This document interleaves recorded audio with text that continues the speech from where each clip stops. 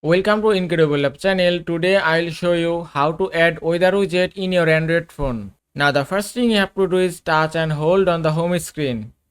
Now here at the bottom you can see widgets option, then just tap on widgets. From here scroll all the way down. Now here you can see weather option, then just tap on weather. Now here you can see 5 kinds of weather widget and you can add any weather widget as you like. If you want to add this weather widget to your home screen, just touch and hold it and then drag it to here.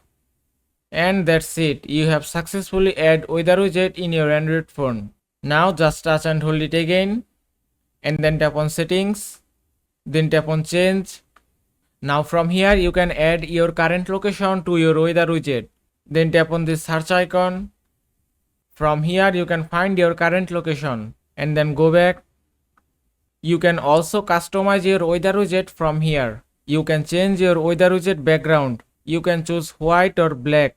If I select black and then decrease transparency, and you can see it's changed, and then tap on save and it's done. And that is how you can add weather widget in your Android phone. I hope this video was helpful. If it was, please give it a thumbs up and don't forget to subscribe.